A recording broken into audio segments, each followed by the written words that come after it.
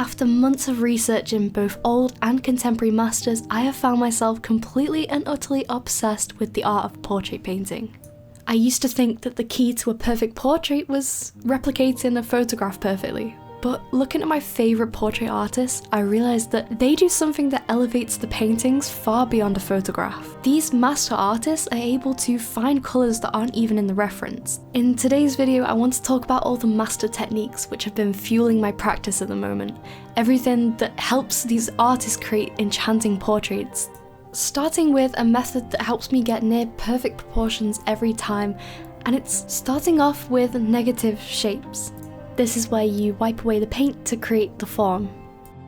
Instead of marking out your subject using pencil or lines, you're blocking it out using shapes. I used to always think that this was a skill that was completely out of my reach. You know, this is meant for really good artists who can understand form and shape. But to be honest, I find this easier than drawing. I'm not the best at getting proportions right when I draw, but when I do it using shapes, it's so much easier. It's almost as if you're approaching the subject like a sculptor instead of a painter, because faces aren't made up of lines, so it makes sense that it would be easier to capture the shapes of the face. I imagine this is why you see many art schools doing a sculpture as a first assignment rather than a drawing or a painting. The next little method that I've been using is to never accept that the proportions are perfectly accurate, because even as you paint, things might shift, so you have to keep looking for areas where your proportions might not be right. There are so many times where you see me change the shape of the face, or you see me move features around. I was just never happy with it. But something that I want to put more focus on this year is colour. When I look at other portraits that I love, I always wonder how they manage to find those colours, because they'll show the reference and then they'll show the painting. I'm like, how have they found that? I don't understand. An artist who explained this so nicely is Zhaoming, and I watched one of his courses, and in it he explained it by saying that no matter what you're painting from, either life or a picture reference, it's never going to be accurate colours. That's why you need to alter the colours a little bit. So something that I've been trying to do is working on the 3 main colour zones. This is the idea that each section of the face has a main local colour. So with the forehead, it's like a yellowy colour, for the cheeks, it's a pinky reddy colour, and for the chin, it's more cool, possibly blue or green. I suppose colour can be something that is so daunting, because if you think about it, there are so many combinations that you could mix, there are so many possibilities. It's like, what is right, what is wrong? So having these local colours as a starting point is really helpful to try and build the colours of the face. And I love how it can be so subtle but still follow this rule. But anyway, colour theory is a whole can of worms, so I will definitely be doing more research into this in the future.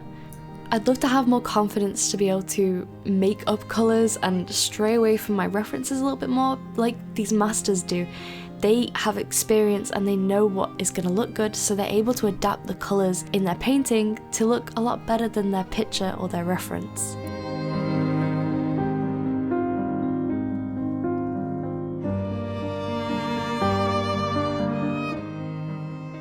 Something that is just so important for artists, which just doesn't get talked about as much, is having the right working space. For me, I used to have this small little easel that was so unstable that I would have paintings falling off it, it wasn't large enough, and it really hindered my ability to paint, which is why I'm super grateful for today's sponsor, Meeden.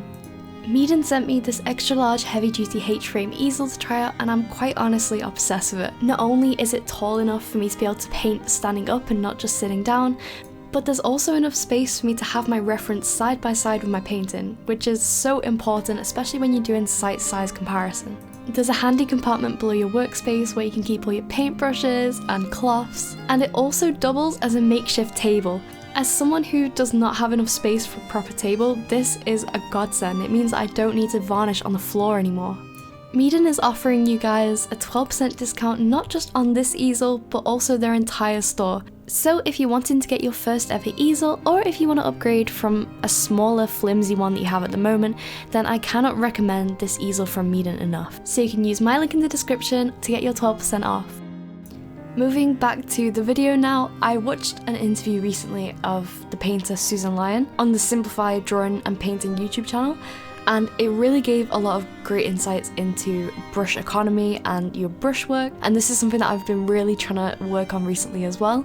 I love the idea of conveying what you're painting in as few brushstrokes as possible, and I wish I could remember where I first heard this, who I first heard this from, but Suzanne was talking about watching the famous artist Richard Schmid do his paintings and how he never put brushstrokes down that didn't need to be there. And even if he had a whole hour to paint a model, but then he managed to do it in 15 minutes, he would just leave it at that. He didn't feel the need to keep painting just because he had the time to paint. I feel like with this mindset, you're not just putting brushstrokes down for the sake of putting brushstrokes down, it's more thoughtful. You're thinking about where these brushstrokes are going to go there and why they're going there. It's not just useless. My brushwork is certainly not perfect, but having started using larger brushes in general, it's really helped me improve it somewhat. And also, I was trying really hard in this painting to not focus on detail pretty much at all. Like, even at this point in the painting, I still have no eye. I'm basically just filling out the general form using light and shadow, which I've talked about before. But one last thing that I want to talk about with my brushstrokes is places like the edge of the nose. I didn't want to make it super defined. I didn't want like a super hard line there, so I made it a little bit more blended than I usually would. This is another trick that I got from Zhaoming.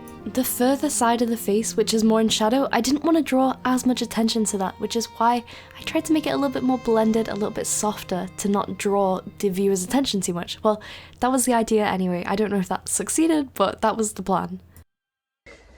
I don't like the background. I just don't think it goes with this painting, and I was originally inspired by these Sargent paintings with a red background, but I'm just not feeling it. I think it's too dark, so I'm gonna try and lighten it and also make it cooler, and hopefully I can make something of it. First, I'm feeling pretty poorly. I've got this festive flu that's going around, so trying to finish this painting is a struggle. I decided to do the best thing that you can do when you're feeling a bit stuck in a painting, and it was just get outside a bit. With it being the new year, I wanted to bring some greenery into the studio, so I decided to get a little plant, as if I don't have enough already and I just need to fuel the addiction, but I think it looks really cute. Coming back to the painting with a fresh mind and fresh eyes, I decided to just scrub out the background. I just took a paper towel and I wiped it all off. It's something that I really love about working alla prima, is that if you don't like something, you can just wipe it away. Now, this was another decision that I really wasn't sure about. I went in with this cooler, like grey colour. I still don't know how I feel about it. It definitely looks better than the red, but then I really liked how that warm red was still poking out underneath the background. It actually ended up working pretty well. Which reminds me of another master artist who had a thing or two to say about making mistakes. We don't make mistakes. We have happy accidents. For the finishing touches, I ended up using a fan brush, which I have slept on so heavily in the past. I used to look at fan brushes like the runt of the litter, like what the hell am I going to use that for? But I get it now. I am loving it for adding texture and also just switching up the marks that I'm making. I ended up just leaving this study here. I really don't think you need to finish a painting to get value and good practice out of it. So anyway, hopefully you enjoyed this video, and I'll see you again next time.